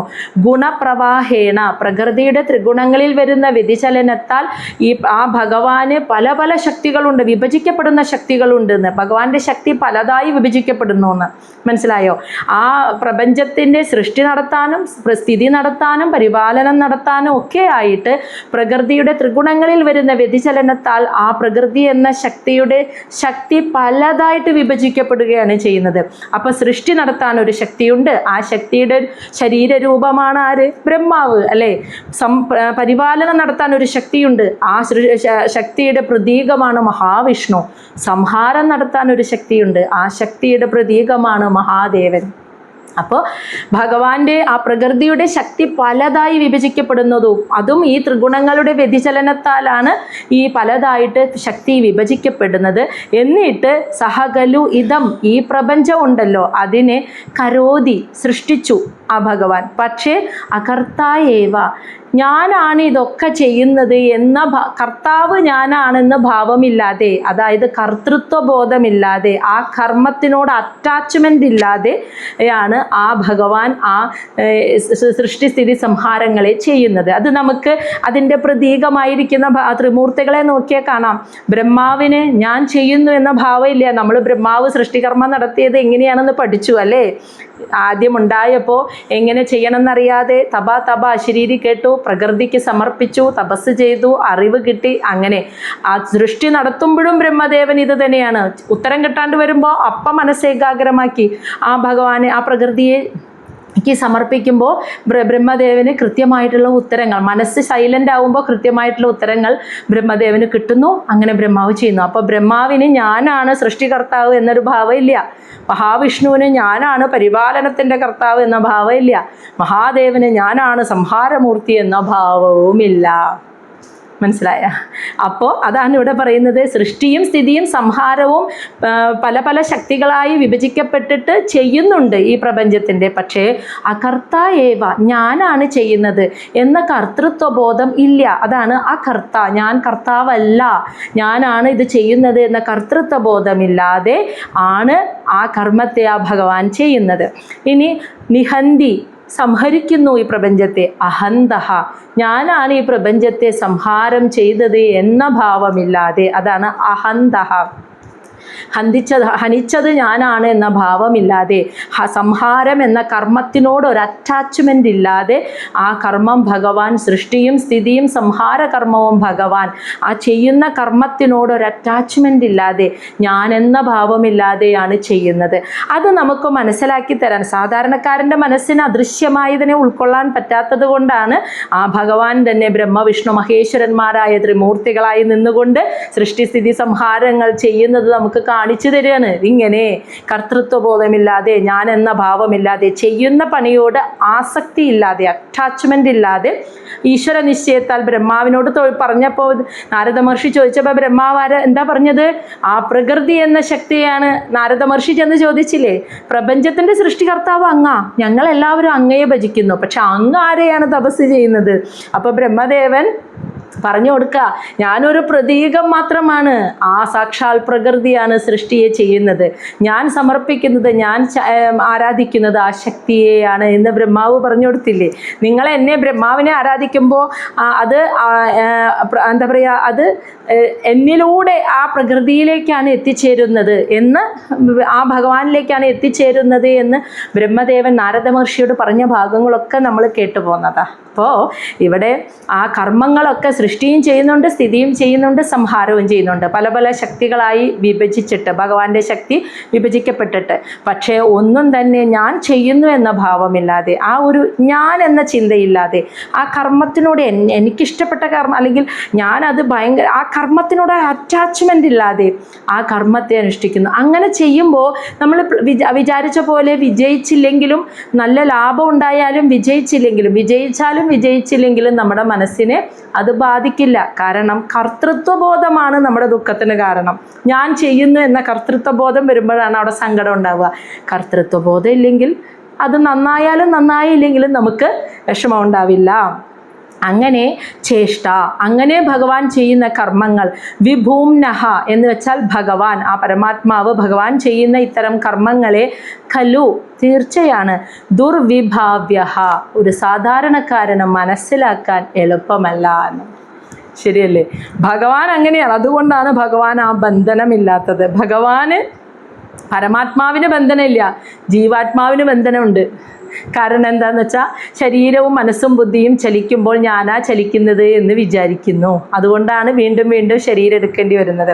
പക്ഷേ എല്ലായിടത്തും നിറഞ്ഞു നിൽക്കുന്ന ആ പരമാത്മാവായിരിക്കുന്ന വിശാലമായ ആകാശം പോലെ നമുക്ക് സങ്കല്പിക്കാവുന്ന ആ പരമാത്മാവിന് ഈ ബന്ധനമില്ല. കാരണം എന്താണെന്ന് വെച്ചാൽ എല്ലാത്തിനും കാരണഭൂതൻ അദ്ദേഹമാണ്. പക്ഷേ ഞാനാണ് ഇതിനെല്ലാത്തിനും കാരണം, സൃഷ്ടിക്കും സ്ഥിതിക്കും കാരണം, ഞാനാണിത് ചെയ്യുന്നത് എന്നൊരു ഭാവമില്ലാതെ ചെയ്യുന്നത് കൊണ്ട് ആ ഭഗവാന് ബന്ധനമില്ല. പക്ഷേ ഭഗവാന്റെ ആ കർമ്മസൂത്രം ഒരു സാധാരണക്കാരന് മനസ്സിലാക്കാൻ അത്ര എളുപ്പമല്ല. അതാണ് വളരെ ബുദ്ധിമുട്ടാണ്. അതാണ് ദുർവിഭാവ്യ എന്ന് പറയുന്നത്. ശ്ലോകം 19. സഹ അനന്തഃ, അങ്ങനെയുള്ള പരമാത്മാവ് ആരാന്നാ പറയുന്നത് കേട്ടാ. സഹ അനന്തഃ അന്ധകരഃ കാലഃ അനാദിഃ ആദികൃത് അവ്യയഃ ജനം ജനേന ജനയൻ മാരയൻ മൃത്യുന അന്തകം. ഇത്ര ശ്രേഷ്ഠമായ ശ്ലോകമാണ്. അങ്ങനെയുള്ള പരമാത്മാവ്, ആ ഭഗവാൻ, ആ ഭഗവാൻ അനന്തഃ, അനന്തനാണ്. ഞാൻ പറഞ്ഞില്ലേ ഇപ്പം തൊട്ട് മുന്നേ, വിശാലമായ ഒരു ആകാശം പോലെ. അതിൻ്റെ തുടക്കവും ഒടുക്കവും നമുക്കറിയോ? ഇല്ല. അനന്തമായിട്ട് നമുക്ക് മനസ്സിൽ സങ്കല്പിക്കാം ആ ഭഗവാനെ. അന്ധകരഃ, അവസാനമില്ലാത്തവനാണ് ആ ഭഗവാൻ. അവസാനം, അതിൻ്റെ ഏറ്റവും അറ്റം എവിടെയാ ചോദിച്ചാൽ അറിയില്ല. അവസാനമില്ലാത്തവനാണ് ആ ഭഗവാൻ. കാലഃ, കാലശക്തിയായിരിക്കുന്നത് ആ ഭഗവാനാണ്. അനാദി, തുടക്കവും ഒടുക്കവും ഇല്ലാതെ എന്ന് തുടങ്ങി എന്ന് അവസാനിച്ചു എന്ന് പറയാൻ പറ്റാത്ത അനാദിയായി നിലനിൽക്കുന്നവനാണ് ആ ഭഗവാൻ. ആദികൃത്ത്, എല്ലാത്തിൻ്റെയും തുടക്കം ആ ഭഗവാനിൽ നിന്നാണ്. അവ്യയഃ, ക്ഷയമില്ലാത്ത, നാശമില്ലാത്തവനാണ് ആ ഭഗവാൻ. അങ്ങനെയുള്ള ആ പരമാത്മാവ് തന്നെയാണ് ജനം എന്ന് വെച്ചാൽ ജനങ്ങളെ, മനുഷ്യരെ എടുക്കാം, സർവചരാചരങ്ങളെ എടുക്കാം, എല്ലാ ജീവസത്തകളെയും എടുക്കാം. ജനേന, ജനങ്ങളിലൂടെ തന്നെ ജനയൻ, ജനിപ്പിക്കുന്നത് എന്ന് മനസ്സിലായ? അതെ, ആ ഭഗവാനാണ് എല്ലാവരുടെയും, ഒരു പ്രാണിയുടെ, ഒരു കൃമികീടത്തിൻ്റെ വരെ ജന്മത്തിന് കാരണം. ആ ഭഗവാൻ ഓരോ ജീവപ്രാണികളെയും ആ ജീവപ്രാണിയുടെ തന്നെ രൂപത്തിലുള്ള അച്ഛനും അമ്മയും, മനസ്സിലായോ, അവരിലൂടെ ആ ജീവപ്രാണികളെയൊക്കെ ജനിപ്പിക്കുന്നത് യഥാർത്ഥത്തിൽ ആ ഭഗവാനാണ്. അതുപോലെ തന്നെ മാരയൻ, വധിക്കുന്നതും മരണങ്ങളും അല്ലെങ്കിൽ സംഹാരവും, മൃത്യുന എന്ന് വെച്ചാൽ മരണദേവനിലൂടെ, അന്തകം, എല്ലാത്തിനെയും ഇല്ലാതാക്കുന്നത്, എല്ലാത്തിൻ്റെയും. ജനിച്ചു കഴിഞ്ഞാൽ എല്ലാത്തിനും ഒരു നാശം വേണം അല്ലേ? ജനനമില്ലെങ്കിൽ ഭൗതിക ശരീരം ഇല്ല, സൂക്ഷ്മമാണ്. പക്ഷെ ഭൗതിക ശരീരം സൃഷ്ടിക്കപ്പെടുന്നതും നശിച്ചു പോകുന്നതാണ്. അത് പ്രകൃതി നിയമമാണ്. അപ്പോൾ സൃഷ്ടിക്കപ്പെട്ടിട്ടുണ്ടെങ്കിൽ അവസാനിക്കും വേണം. അപ്പോൾ എല്ലാത്തിൻ്റെയും മരണത്തിനും ഒരു കാരണം അത് നമുക്ക് മനസ്സിലായി. ഭൗതിക ഭൂമി ഭൗതികമാണ്. അതുകൊണ്ട് അവിടെ ഭൗതികമായ കാരണങ്ങൾ ഉണ്ടാവണം. അതിനു വേണ്ടിയിട്ടുള്ള കാരണമായിരിക്കുന്നതും ആ ഭഗവാൻ തന്നെയാണ്. ജനിക്കാൻ കാരണമാകുന്ന അച്ഛനമ്മമാരായിരിക്കുന്നതും ആ ഭഗവാൻ തന്നെ. അപ്പം അതിനൊരു ഭൂമി സ്ഥൂലമായതുകൊണ്ട്, സ്ഥൂലം എന്നാൽ ഭൗതികമായതുകൊണ്ട്, എല്ലാത്തിനും ഭൗതികമായൊരു കാരണം ഉണ്ടാവാൻ ഒരച്ഛനമ്മമാർ എന്ന രീതിയിലൊരു കാരണം, ജനനത്തിനും മൃത്യുദേവൻ എന്ന രീതിയിലൊരു കാരണം മരണത്തിനും ആ ഭഗവാൻ കൊടുത്തു, ആ പരമാത്മാവ്. എന്നാൽ യഥാർത്ഥത്തിൽ ആ പരമാത്മാവ് ഇങ്ങനെ ഒരു കാരണക്കാരൻ മാത്രമല്ല, അനന്തനും അവസാനമില്ലാത്തവനും കാലസ്വരൂപനും അനാദിയായവനും എല്ലാത്തിനും തുടക്കമായവനും ഒരിക്കലും നശിക്കാത്തവനുമായ പരമമായ ശക്തിയാണ് ആ ഭഗവാൻ. ശ്ലോകം 20. ന വൈ സ്വപക്ഷഃ അസ്യ വിപക്ഷ ഏവ വ പരസ്യ മൃത്യോർ വിശദഃ സമം പ്രജാഃ തം ദാവമാനം അനുദാവന്തി അനീശ യഥാ രജാംസി അനിലം ഭൂതസംഗഃ. വളരെ അർത്ഥവത്തായിട്ടുള്ളൊരു ശ്ലോകമാണ് കേട്ടോ. എന്നിവിടെ പറയാണ്, അങ്ങനെയുള്ള ആ ഭഗവാന് സ്വപക്ഷഃ, എൻ്റെ സ്വന്തക്കാര്, ന വൈ, അങ്ങനെ ആരുമില്ല, വിപക്ഷഃ, എൻ്റെ ശത്രുക്കൾ, എനിക്ക് ഇഷ്ടമില്ലാത്തവർ, അങ്ങനെയും ഇല്ല, അസ്യ, ആ ഭഗവാന് എനിക്ക് ഇഷ്ടമുള്ള സ്വന്തക്കാർ, ഇവരൊക്കെ എൻ്റെ സ്വന്തക്കാർ, ഇവരൊക്കെ എനിക്കിഷ്ടമില്ലാത്ത എൻ്റെ ശത്രുക്കൾ എന്ന ഒരു വേർതിരിവും ദ്വൈതഭാവം, രണ്ടിട്ടുള്ള ഭാവം ഭഗവാനില്ല. നമ്മളല്ലേ മനുഷ്യർ, അസുരന്മാർ, ദുർഗുണമുള്ളവർ, ദുസ്വഭാവമുള്ളവർ, നെഗറ്റീവുകൾ, പോസിറ്റീവ് എന്നൊക്കെ പറഞ്ഞ് വേർതിരിക്കുന്നത്. ഭഗവാന് എൻ്റെ ആൾക്കാർ, യക്ഷന്മാർ, ദുഷ്ടന്മാർ, ധ്രുവൻ എൻ്റെ ആൾ, അങ്ങനെയുള്ള വേർതിരിവുകളൊന്നും ആ ഭഗവാനില്ല. പരസ്യ, ആ ഭഗവാന് മൃത്യോഹോ, കാലസ്വരൂപനായിട്ടുള്ള ആ ഭഗവാൻ പ്രജ, എല്ലാ ജീവസത്തകളെയും സമം, തുല്യമായിട്ടാണ് വിശദഃ പ്രവേശിക്കുന്നത്, കാണുന്നത്. ആ ഭഗവാൻ എല്ലാ ചെറിയൊരു കൃമികീടത്തെ പോലും, മനുഷ്യനെ, ഏറ്റവും നല്ല സൃഷ്ടിയിൽ ശ്രേഷ്ഠ സൃഷ്ടി മനുഷ്യർ, ആ മനുഷ്യരെ വരെ എല്ലാ ചരാചരങ്ങളുടെ ഉള്ളിലും ആ ഭഗവാൻ തുല്യമായിട്ടാണ് പ്രവേശിക്കുന്നത്, തുല്യമായിട്ടാണ്, സമമായിട്ടാണ് കാണുന്നത്. ഭഗവാന് ഏറ്റക്കുറച്ചിലില്ല, ഇവരുടെ ഉള്ളിൽ കുറച്ച് കൂടുതലിരിക്കുക, അവരുടെ ഉള്ളിൽ ഇഷ്ടമില്ല എന്ന വ്യത്യാസം ഭഗവാനില്ല. പക്ഷേ തം ദാവമാനഃ അനുദാവന്തി അനീശഃ. അനീശഃ എന്ന് വെച്ചാൽ ആശ്രയിച്ച് ജീവിക്കുന്നവർ, അതാണ് അനീശഃ. ആശ്രയിച്ച് ജീവിക്കുന്ന എന്ന് വെച്ചാൽ ജീവപ്രാണികൾ. അനുദാവന്തി എന്ന് വെച്ചാൽ പിന്തുടരുന്നു എന്ന്. ദാവമാനം എന്ന് വെച്ചാൽ ചലിക്കുന്നു. തം, ആ ഭഗവാൻ. മനുഷ്യൻ സ്വതന്ത്രനല്ല, മനുഷ്യൻ മാത്രമല്ല, ജീവപ്രാണികൾ ഒന്നും തന്നെ സ്വതന്ത്രമല്ല എന്ന് പറയാൻ കാരണം എന്താ? എനിക്ക് ഇന്ന സ്ഥലത്ത് ജനിക്കണമെന്ന് നമുക്ക് ആർക്കും തീരുമാനിക്കാൻ പറ്റില്ല. അടുത്ത ജന്മത്തിൽ ഞാൻ ഇന്ന ആളായി ജനിക്കണമെന്ന് എനിക്ക് തീരുമാനിക്കാൻ പറ്റില്ല. ഇന്ന സ്ഥലത്ത്, ഇന്ന വീട്ടിൽ, ഇന്ന അച്ഛനമ്മേരും മകനോ മകളായി ജനിക്കണമെന്ന്, ഇന്ന രൂപത്തിൽ, മനുഷ്യനോ പശുവോ പട്ടിയോ അല്ലെങ്കിൽ സസ്യമോ ഇന്ന രൂപത്തിൽ ജനിക്കണമെന്ന് നമുക്ക് തീരുമാനിക്കാൻ പറ്റില്ല. അതിന് ജനിച്ചു കഴിഞ്ഞാൽ മരിക്കുന്നത് വരെ എനിക്ക് ഇങ്ങനെയൊക്കെ ജീവിക്കണം എനിക്ക് തീരുമാനിക്കാം, മനുഷ്യനെ തീരുമാനിക്കാം. ഒരു ജീവപ്രാണികൾക്കും അത് തീരുമാനിക്കാൻ പറ്റില്ല. അത് ഈശ്വര നിശ്ചയത്താൽ അങ്ങനെ ജീവിച്ചു പോവുക മാത്രമേ ഉള്ളൂ. ഇനി മരണം, ഇങ്ങനെ ഇന്ന രീതിയിൽ മരിക്കണമെന്നും ഒരു ജീവപ്രാണിക്കും മനുഷ്യനും തീരുമാനിക്കാൻ പറ്റില്ല, നടപ്പാക്കാനും പറ്റില്ല. അതും ഈശ്വര നിശ്ചയം. അതുകൊണ്ടാണ് മനുഷ്യൻ സ്വതന്ത്രനല്ല എന്ന് പറയുന്നത്. ഈ 3 കാര്യങ്ങളും എങ്ങനെയാണ് സംഭവിക്കുന്നത്? മുൻ ജന്മത്തെ കർമ്മഫലം കൊണ്ടാണ് ജനനവും സ്ഥിതിയും, ജീവിതവും മരണവും.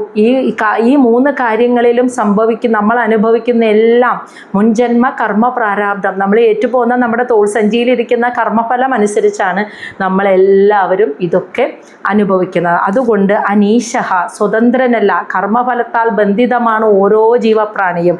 അങ്ങനെ സ്വതന്ത്രനല്ലാത്ത ജീവപ്രാണികൾ അനുദാവന്ത, അനുഗമിക്കുന്നു എന്ന്. അനുഗമിച്ചിട്ടാണ് ദാവമാനഃ എന്ന് വെച്ചാൽ ചലിക്കുന്നത്. അതായത് ചലനം എന്ന് വെച്ചാൽ ജനനം, ജീവിതകാലം, മരണം, ഇതൊക്കെയാണല്ലോ ചലനം. ഇത് 3ഉം സംഭവിക്കുന്നത് നമ്മളുടെ ഇഷ്ടത്തിനോ അല്ല, നമ്മൾ അതിനുള്ള സ്വതന്ത്രരല്ല, നമ്മൾ ആശ്രയിക്കുകയാണ് ചെയ്യുന്നത്. ഭഗവാനെ ആശ്രയിച്ച് ജീവിക്കുന്നവരാണ് നമ്മൾ. അതായത് ഭഗവാനാണ്, ആ പ്രകൃതിയാണ് നിശ്ചയിക്കുന്നത്. നമ്മുടെ കർമ്മഫലം എന്തൊക്കെയാണ്, പ്രാരാബ്ദങ്ങൾ എന്തൊക്കെയാണെന്ന് നോക്കിയിട്ട് പ്രകൃതിയാണ് നിശ്ചയിക്കുന്നത്. ഇന്ന സ്ഥലത്ത് ഇങ്ങനെ ജനിക്കണം, ഇങ്ങനെയൊക്കെ ജീവിക്കണം, ഇന്നതൊക്കെ അനുഭവിക്കണം, ഇന്ന രീതിയിൽ മരിക്കണം എന്നുള്ളത്. അത് പ്രകൃതിയുടെ ഇഷ്ടത്തിന് തരുന്നതല്ല. ആരോടെങ്കിലും ഇഷ്ടമില്ലാണ്ടോ കൂടുതൽ പേർക്ക് സുഖങ്ങളും കുറേ പേർക്ക് ദുഃഖവും കൊടുക്കുന്നത് പ്രകൃതിയുടെ ചെയ്യലല്ല. ആ വ്യക്തി ഈ ഭൂമിയിൽ ആരായിട്ട് മുന്നെയൊക്കെ ജീവിച്ചു, എന്തൊക്കെ കർമ്മങ്ങൾ ചെയ്തു, ഞാൻ എന്ന ഭാവത്തിൽ നിന്ന് ആ കർമ്മഫലത്തിൻ്റെ കണക്കെടുത്ത് ഈ പ്രകൃതിയാണ് നിശ്ചയിക്കുന്നത്. ഇന്ന സ്ഥലത്ത് ഇന്ന രീതിയിൽ ജനിച്ച് ജീവിച്ചു മരിക്കണം എന്നാണ്. മനസ്സിലായ? അങ്ങനെ ഒരിക്കലും സ്വതന്ത്രമല്ലാത്ത എല്ലാ ജീവപ്രാണികളും ആ പ്രകൃതിയെയാണ് പിന്തുടർന്ന് അനുഗമിച്ചിട്ടാണ് ഈ ഭൂമിയിൽ ജനിച്ച് ജീവിച്ചു മരിക്കുന്നത്. യഥാ ഏതുപോലെ, അതിനൊരു ഉദാഹരണം പറയാണ്. രജാംസി പൊടിപടലങ്ങൾ, അനിലം നല്ലൊരു കാറ്റ് വീശുമ്പോൾ എങ്ങനെയാണ് സംഭവിക്കുന്നത്? പൊടിപടലങ്ങൾക്ക് കാറ്റ് വീശുമ്പോൾ എന്താ സംഭവിക്കുന്നത്? നല്ലൊരു കാറ്റാ വീശും, പൊടി ഇങ്ങനെ പാറും. പൊടിക്ക് ഇഷ്ടമുള്ളിടത്ത് പോയി വീഴാൻ പറ്റുമോ? ഇല്ല. ആ കാറ്റിൻ്റെ ഗതിക്കനുസരിച്ച് പൊടി ഏതെങ്കിലും ഒരു സ്ഥലത്ത് പോയി വീഴും. ഇന്ന സ്ഥലത്ത് പോയി വീഴണമെന്ന് ആ പൊടിപടലങ്ങളുടെ കണങ്ങൾക്ക് തീരുമാനിക്കാൻ പറ്റില്ല. കാറ്റിൻ്റെ ഗതിക്കനുസരിച്ച് ആ പൊടി ചെന്ന് വീഴുകയാണ് സംഭവിക്കുന്നത്. ഇതുപോലെയാണ് ഓരോരുത്തരുടെയും, മനുഷ്യരും മറ്റെല്ലാ ജീവപ്രാണികളുടെയും സസ്യങ്ങളുടെയും എല്ലാ ചരാചരങ്ങളുടെയും ഗതി എന്ന് പറയുന്നത്. ഇന്ന സ്ഥലത്ത് ജനിക്കണം, ഇന്ന രീതിയിൽ ജീവിക്കണം, ഇന്ന പോലെ മരിക്കണമെന്ന് നിശ്ചയിക്കാനേ പറ്റില്ല. ഇതൊക്കെ നമ്മുടെ തോൾസഞ്ചിയിൽ നമ്മൾ തന്നെ ചെയ്തു പോയ കർമ്മപ്രാരാബ്ധത്തിൻ്റെ ഫലമായി അത് പ്രകൃതി നിശ്ചയത്താൽ ഇന്ന സ്ഥലത്ത് ആ കർമ്മം അനുസരിച്ച് ഇന്ന സ്ഥലത്ത് ജനിക്കുന്നു, ഇന്നതൊക്കെ അനുഭവിക്കുന്നു, ഇങ്ങനെ മരിക്കുന്നു. ഇതാണ് ഈശ്വര നിശ്ചയത്താൽ സംഭവിക്കുന്നതാണ്. അതിലൊരു മനുഷ്യനും സ്വതന്ത്രമല്ല. അപ്പം നിന്റെ സഹോദരനായ ഉത്തമൻ ഇങ്ങനെ ജനിക്കണമെന്നുള്ളതും ഇങ്ങനെ ജീവിക്കണമെന്നുള്ളതും കാട്ടിൽ വെച്ച് യക്ഷനാൽ വധിക്കപ്പെടണം എന്നുള്ളതും ഉത്തമൻ്റെ കർമ്മപ്രാരാബ്ധത്തിനനുസരിച്ച് ആ പ്രകൃതി നിശ്ചയിച്ചതാണത്. അത് ഒരിക്കലും യക്ഷന്മാരുടെ കുറ്റോ ഉത്തമൻ്റെ കുറ്റോ ഒന്നുമല്ല. അത് ഈശ്വര നിശ്ചയത്താൽ സംഭവിക്കുന്നതാണ്. അതിൽ നീ ഇവിടെ യക്ഷന്മാരോട് കോപിച്ചിട്ട് അവരെ മുഴുവൻ കൊന്നൊടുക്കിയിട്ട് ഒരു കാര്യവുമില്ല. അത് നിന്റെ കർമ്മഫലം കൂടും. കാരണം നീ ആ ദ്വൈതഭാവത്തിൽ നിന്ന്, എൻ്റെ സഹോദരനെ വധിച്ചു എന്ന ദ്വൈതത്തിൽ നിന്നുകൊണ്ട്, ഞാൻ എന്ന ഭാവത്തിൽ നിന്നുകൊണ്ടാണ് ഈ കർമ്മം ചെയ്യുന്നത് എന്ന് പറഞ്ഞു കൊടുക്കുകയാണ്. അപ്പം ഭഗവാന് നിന്നോട് സ്നേഹം കൂടുതൽ, യക്ഷന്മാരോട് ദേഷ്യം, ഇതെൻ്റെ ബന്ധുക്കൾ, ഇതെൻ്റെ ശത്രുക്കൾ എന്നുള്ള വേർതിരിവില്ല. ഭഗവാൻ എല്ലാവരെയും തുല്യമായിട്ട് സമമായിട്ടാണ് കാണുന്നത്. ഭഗവാൻ എല്ലാവരുടെയും ഉള്ളിൽ സമമായിട്ടാണ് ഇരിക്കുന്നത്. ഇവിടെ ആ ഭഗവാനെ ആശ്രയിച്ചാണ് ഓരോ ജീവപ്രാണികളും നിൽക്കുന്നത്, ജനിക്കുന്നത്, ജീവിക്കുന്നത്, മരിക്കുന്നത്. നല്ല കാറ്റ് വീശുമ്പോൾ പൊടിപടലങ്ങൾക്ക് എന്ത് സംഭവിക്കും? അവരുടെ ഇഷ്ടത്തിന് അവർക്ക് എവിടെയും പോയി വീഴാൻ പറ്റില്ല. കാറ്റിൻ്റെ ഗതിക്കനുസരിച്ച് ആ പ്രകൃതി നിശ്ചയത്താൽ ആ പൊടി ഇന്ന സ്ഥലത്ത് വീഴുകയാണ് ചെയ്യുന്നത്. അതുപോലെയാണ് ഓരോരുത്തരും ഇവിടെ ജനിക്കുന്നതും ജീവിക്കുന്നതും മരിക്കുന്നതും എന്ന് ഓർക്കുക എന്ന് ധ്രുവന് പറഞ്ഞു കൊടുക്കുകയാണ്. ശ്ലോകം 21. ആയുഷഃ അപജയം ജന്തോഹോ തഥായേവ ഉപജയം വിഭുഃ ഉപാഭ്യാം രഹിതഃ സ്വസ്ഥഃ ദുസ്തസ്യഃ വിദദാതി അസൗ. എന്നിട്ട് പറയാണ്, ആയുഷഃ അപജയം ജന്തോഹോ, ജീവികളുടെ അല്ലെങ്കിൽ മനുഷ്യൻ്റെയൊക്കെ ആയുഷഃ അപജയം എന്ന് വെച്ചാൽ ചിലർ വളരെ ചെറുപ്പത്തിലേ മരിച്ചു പോകും. അപജയം എന്ന് വെച്ചാൽ ശോഷിക്കുക, ആയുസ് ശോഷിച്ചവർ, ആയുസ് കുറഞ്ഞവർ എന്നർത്ഥം. ചില മനുഷ്യരെ വളരെ ചെറുപ്പത്തിലേ മരിച്ചു പോകും, ആയുസ് കുറവായിരിക്കും. എന്നാൽ തഥായേവ, അതുപോലെ ഉപജയം, ചിലർക്ക് നല്ല വർദ്ധിച്ച ആയുസ് ഉണ്ടാവും. ഉപജയം എന്ന് വെച്ചാൽ വർദ്ധിച്ച ആയുസ്, അതായത് ദീർഘായുസ് ഉണ്ടാവും. ഇത് രണ്ടും ആ വ്യക്തിയുടെ ഗുണം കൊണ്ടോ കഴിവുകൊണ്ടോ സംഭവിക്കുന്നതല്ല. അതാണ് പറയുന്നത് ഉപാഭ്യാം. ഇത് രണ്ടും രഹിതഃ, എന്നാൽ രഹിതഃ എന്ന് വെച്ചാൽ മുക്തമാവുക. ഇതിൽ രണ്ടിൽ നിന്നും മുക്തമായി സ്വസ്ഥമായിരിക്കുന്ന ആ ഭഗവാനാണ് ദുസ്തസ്യഃ. ദുസ്തസ്യഃ എന്ന് വെച്ചാൽ കർമ്മഫലത്താൽ ബന്ധിതരായ ജീവപ്രാണികൾക്ക് വിദദാതി നൽകുന്നത്. അസൗ വിഭുഃ, ആ ഭഗവാനാണ് ഓരോരുത്തർക്കും ഈ ജനന മരണങ്ങൾ എപ്പോൾ മരിക്കണമെന്ന് തീരുമാനിക്കുന്നത്. ചില മനുഷ്യർക്ക്, അവിടെയാണ് ജന്തോഹോ എന്ന് പറയുന്നത്. അപ്പം എല്ലാ ജീവപ്രാണികളെയും എടുക്കണം കേട്ടോ, മനുഷ്യരെ മാത്രമല്ല. എന്നാൽ ഇവിടെ പ്രത്യേകിച്ച് ധ്രുവനെ എന്ന രീതിയിൽ പറയുമ്പോൾ നിന്റെ സഹോദരനായ ഉത്തമൻ. ചില മനുഷ്യർക്ക് വളരെ ചെറുപ്പത്തിലേ മരിച്ചു പോകും, ആയുസ് കുറവായിരിക്കും. ചിലർക്ക് നല്ല ദീർഘായുസ് ഉണ്ടാവും. ഇതൊന്നും ആരുടെയും കഴിവുകൊണ്ട് കിട്ടുന്നതല്ല. ഇവ രണ്ടും സംഭവിക്കുന്നത് ഈ ജനന മരണങ്ങളിൽ നിന്നൊക്കെ മുക്തനായിരിക്കുന്ന, അതാണ് രഹിതഃ സ്വസ്ഥഃ. ഇതിൽ നിന്നൊക്കെ മുക്തനായി സ്വസ്ഥമായി ശാന്തമായി ഇരിക്കുന്ന ആ ത്രിഗുണങ്ങളിൽ നിന്നൊക്കെ, കാരണം ജനനവും മരണവും സ്ഥിതി പരിപാലനവും ഒക്കെ സത്വരജ തമോ ഗുണങ്ങളുടെ വ്യതിചലനത്താലാണെന്ന് നേരത്തെ പറഞ്ഞു. ഈ ത്രിഗുണങ്ങളിൽ നിന്നൊക്കെ മുക്തമായി സ്വസ്ഥമായിരിക്കുന്ന ആ ഭഗവാനാണ് ഈ ദുസ്തസ്യഹ എന്ന് വെച്ചാൽ കർമ്മപ്രാരാബ്ദങ്ങൾ ഏന്തി വരുന്ന ഈ ജീവപ്രാണികൾക്ക് ഈ ജനനത്തെയും മരണത്തെയും വിദദാതി സമ്മാനിക്കാന്ന് വെച്ചാൽ നിശ്ചയിച്ചു കൊടുക്കുന്നത്. ഇന്ന സമയത്ത് ഇന്ന സ്ഥലത്ത് ജനിക്കണം, ഇന്ന രീതിയിൽ ജീവിക്കണം, ഇന്ന രീതിയിൽ മരിക്കണം. നമ്മുടെ ആരുടെയും കഴിവ് കൊണ്ടോ ബുദ്ധിവൈഭവം കൊണ്ടോ പ്രയത്നം കൊണ്ടോ ഒന്നുമല്ല ഇത് സംഭവിക്കുന്നത്. സർവചലനങ്ങളും പ്രകൃതി നിശ്ചയത്താലാണ് സംഭവിക്കുന്നത് എന്ന് മനസ്സിലാക്കുക. ശ്ലോകം 22. കേചിത് കർമ്മ വദന്തിയേനം സ്വഭാവം അപരേ നൃപ ഏകേ കാലം പരേ ദൈവം പുംസഹ കാമം ഉദ അപരേ. ഇങ്ങനെ സംഭവിക്കുന്ന കാര്യങ്ങളെ ഓരോരുത്തരും ഓരോ രീതിയിലാണ് കാണുന്നതെന്ന്. അതാണ് കേചിത്. ചിലർ ഇതിനെ വദന്തി പറയുന്നു കർമ്മ, ചിലർ ഇതിനെ കർമ്മഫലം എന്ന് പറയുന്നു. അതായത് നേരത്തെ ആളുകൾ ചിലർ ചെറുപ്പത്തിൽ മരിച്ചു പോകുമ്പോൾ കർമ്മഫലം എന്ന് ചില ആളുകൾ പറയില്ലേ, അല്ലെങ്കിൽ ദീർഘായുസ് ഉണ്ടെങ്കിൽ അവൻ്റെ കർമ്മഫലം പുണ്യം ചെയ്തുകൊണ്ട് ഇത്രയും കാലം സുഖമായി ജീവിച്ചു. അപ്പോൾ ആയുസ് കൂടുന്നതും ആയുസ്സും കുറയുന്നതൊക്കെ അതിനെയൊക്കെ, അല്ലെങ്കിൽ ദുഃഖം അനുഭവിക്കുന്നതും സുഖമായി ജീവിക്കുന്നതിനെയൊക്കെ ചില ആളുകൾ പറയുന്ന പേര് കർമ്മഫലം കൊണ്ടാണെന്ന്. ഇനി ഏനം വേറെ ചില പേർ പറയുന്നത് സ്വഭാവം എന്ന്. അതായത് അവൻ പെട്ടെന്ന് പോയത് അവൻ്റെ സ്വഭാവ ദൂഷ്യം കൊണ്ട്, അല്ലെങ്കിൽ ദീർഘായുസോടു കൂടി ജീവിച്ചത് അവൻ്റെ നല്ല സ്വഭാവം കൊണ്ട്, സുഖം അനുഭവിച്ചത് നല്ല സ്വഭാവം കൊണ്ട്, ദുഃഖം അനുഭവിച്ചത് ദുസ്വഭാവം കൊണ്ട് എന്ന് ചിലർ ആ സ്വഭാവത്തിനെ ഒരു കാരണമാക്കി പറയും. നൃപ അല്ലയോ രാജാവേ, ധ്രുവനെ വിളിക്കുകയാണ്. ഇനി ഏകേ വേറെ കുറേ പേര് കാലം, അതായത് നല്ല കാലം ചീത്തകാലം എന്ന് ഇതിനെ പറയും. നല്ല കാലം ഉള്ളതുകൊണ്ട് അവൻ സുഖമായി ജീവിച്ചു, ചീത്തകാലം വന്നപ്പോൾ അവൻ മരിച്ചു.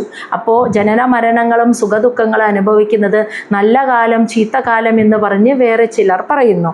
ഇനി വേറെ കുറേ പേര് ദൈവം, അതായത് ഇതൊക്കെ ഈശ്വര നിശ്ചയം, ദൈവനിശ്ചയത്താലാണ് ഇതൊക്കെ സംഭവിക്കുന്നത്. ജനനവും മരണവും ഒക്കെ സംഭവിക്കുന്നത് ദൈവനിശ്ചയത്താൽ എന്ന പേരിൽ വേറെ ചിലർ പറയുന്നു. ഇനി വേറെ ചിലർ പറയുന്നത് കാമം ഉദഹ പുംസഹ, മനുഷ്യൻ്റെ കാമം, ആഗ്രഹങ്ങൾ കൊണ്ടാണ് ഇതൊക്കെ സംഭവിക്കുന്നത്. മനുഷ്യൻ്റെ ആഗ്രഹമാണ് അവൻ്റെ ദുഃഖത്തെ കൂട്ടുന്നത്, ടെൻഷൻ കൂട്ടുന്നത്, അവൻ്റെ ആരോഗ്യം പ്രശ്നമാവുന്നത്, അവന് രോഗങ്ങൾ ഉണ്ടാവുന്നത്, മരണം സംഭവിക്കുന്നത്. ആഗ്രഹമാണ് അവൻ്റെ ദുഃഖത്തിനും മരണത്തിനും ജനനത്തിനും ഒക്കെ കാരണമാകുന്നതെന്ന് വേറെ ചിലർ പറയുന്നു. അപ്പോൾ യഥാർത്ഥത്തിലുള്ള കാരണം അവൻ്റെ കർമ്മഫലം, ആ കർമ്മഫലത്തെ പ്രകൃതി നിശ്ചയിച്ചു നൽകുന്നു. അതാണ് ഇവിടെ ഓരോരുത്തരും ജനിക്കാനും ജീവിതത്തിൽ അനുഭവിക്കുന്നതിനും മരണത്തിനുമുള്ള കാരണം. മനസ്സിലായ? അതിനെ ആളുകൾ പല രീതിയിൽ പറയും. ചിലർ അവൻ്റെ ആഗ്രഹങ്ങളാണ് അവൻ്റെ ദുഃഖത്തിനും മരണത്തിനും കാരണം, ചിലർ ഈശ്വര നിശ്ചയം, ചിലർ സ്വഭാവ ദൂഷ്യം, ചിലർ കർമ്മഫലം, ചിലർ നല്ല കാലം ചീത്തകാലം എന്നൊക്കെ പല പേരിൽ ഈ ഭൗതിക ലോകത്ത് അത് വിളിക്കപ്പെടുന്നു എന്നേ ഉള്ളൂ. യഥാർത്ഥത്തിലുള്ള കാരണം ഇതാണ്. ശ്ലോകം 23. അവ്യക്തസ്യ അപ്രമേയസ്യ നാനാശക്തി ഉദയസ്യ ച ന വൈ ചികീർഷിതം താദാ കഹ വേദ അധ സ്വസംഭവം. കേട്ടോ പറയുന്നത്? അവ്യക്തസ്യ, വ്യക്തമായിട്ട് വ്യക്തമല്ലാത്ത, അതായത് യഥാർത്ഥത്തിലുള്ള ഈശ്വരനെ രൂപത്തിൽ കാണാൻ പറ്റുമോ? ഇന്ദ്രിയങ്ങൾ കൊണ്ട് അനുഭവിക്കാൻ കഴിയാത്ത ജ്ഞാനസ്വരൂപനായ ബോധസ്വരൂപനായ ഈശ്വരൻ വ്യക്തമല്ലാത്ത, അപ്രമേയസ്യ ഇന്ദ്രിയങ്ങൾ കൊണ്ട് അനുഭവിക്കാൻ കഴിയാത്ത, നാനാശക്തി ഉദയസ്യ എല്ലാവിധ ശക്തിയുടെയും ഉത്ഭവസ്ഥാനമായിരിക്കുന്ന ആ പരമശക്തിയെ, ആ ഭഗവാനെ, ഇല്ലാന്ന് ചികീർഷിതം, ആ ഭഗവാന്റെ ചികീർഷിതം എന്ന് വെച്ചാൽ പ്ലാൻ, അതായത് പദ്ധതി, ആ ഭഗവാന്റെ ആസൂത്രണങ്ങൾ, താതാ അല്ലയോ കുഞ്ഞേ, ന വേദ ഒരാൾക്കും അറിയാൻ പറ്റില്ല. എപ്പോൾ ജനിക്കും, എപ്പോൾ മരിക്കും, നാളെ എന്ത് എന്ന്, അടുത്ത സെക്കൻഡിൽ എന്ത് എന്ന് ആ പ്രകൃതി നിശ്ചയമാണ്. അതിനെ ഒരാൾക്കും മനസ്സിലാക്കാനോ അറിയാനോ സാധിക്കുകയില്ല. അപ്പോൾ പിന്നെ ആയതിനാൽ സ്വസംഭവം, സ്വയം സംഭവിച്ച സ്വതന്ത്രനായി നിൽക്കുന്ന ഭഗവാനെ കഹവേദ എങ്ങനെ അറിയാനാ? ഭഗവാന്റെ പദ്ധതി പോലും അറിയില്ല. അപ്പോൾ പിന്നെ ആ ഭഗവാനെ എങ്ങനെ അറിയാൻ സാധിക്കും? എല്ലാത്തിനും കാരണഭൂതമായി എല്ലാത്തിനെയും ചലിപ്പിച്ചു നിൽക്കുന്ന അദ്വൈതമാകുന്ന ഈശ്വരനെ, അവ്യക്തമാണ് അപ്രമേയസ്യ എല്ലാത്തിൻ്റെയും ഉത്ഭവസ്ഥാനവുമായിട്ടുള്ള ഭഗവാനെ, ആ ഭഗവാന്റെ തീരുമാനങ്ങൾ, ഇച്ഛകൾ എന്താണെന്ന് ഒരാൾക്കും അറിയാൻ സാധിക്കില്ല. അപ്പോൾ പിന്നെ ആയതിനാൽ ആ ഭഗവാനെ എങ്ങനെ കഹവേദ എങ്ങനെ അറിയാനാണ് എന്ന് ചോദിക്കുകയാണ്. ശ്ലോകം 24. ന ച ഏതേ പുത്രക ഭ്രാതുർ ഹന്താരോ ധനദ ധനത അനുഗഹ വിസർഗ ആദാനയോഹോ താതാ പുംസോ ദൈവം ഹി കാരണം. ഇവിടെ എന്നിട്ട് പറഞ്ഞു കൊടുക്കുക. എന്നിട്ട് ധ്രുവനോട് പറയാണ്, അല്ലയോ മകനെ ധ്രുവ, നജ ഏതേ, നജ എന്ന് വെച്ചാൽ ഒരിക്കലുമല്ല, ഏതേ എന്ന് വെച്ചാൽ യക്ഷന്മാർ, പുത്രക അല്ലയോ എൻ്റെ പ്രിയപ്പെട്ട കുഞ്ഞെ, ഭ്രാതു നിന്റെ സഹോദരൻ്റെ, ഹന്താരോ ഘാതകർ, ധനത അനുഗ, ധനത എന്ന് വെച്ചാൽ ഇവിടെ കുബേരൻ്റെ, അനുഗഹ എന്ന് വെച്ചാൽ അനുയായികൾ, ധനത അനുഗ എന്ന് വെച്ചാൽ കുബേരൻ്റെ അനുയായികളായിട്ടുള്ള ഏതേ ആ യക്ഷന്മാർ, നജ ഒരിക്കലും അല്ലാന്ന് നിന്റെ സഹോദരൻ്റെ കൊന്നത് എന്ന്. അപ്പം നിന്റെ സഹോദരൻ്റെ മരണത്തിന് കാരണം ഈ യക്ഷന്മാരല്ല, അത് നിനക്ക് വെറുതെ തോന്നുന്നതാണ്, ഇവരാണ് കൊന്നത് എന്ന്. അതിൽ നിന്നാണല്ലോ ഈ പ്രതികാരവും കോപം ഉണ്ടായത്. അത് പ്രകൃതി നിശ്ചയമാണ്, അവൻ ഇങ്ങനെ ജനിക്കണം, ഇങ്ങനെ ജീവിക്കണം, ഇങ്ങനെ മരിക്കണം എന്നുള്ളത്. അത് ഇവരല്ല, യക്ഷന്മാർ അല്ല അതിൻ്റെ കാരണക്കാർ, ഒരിക്കലുമല്ല എന്ന് പറയുകയാണ്.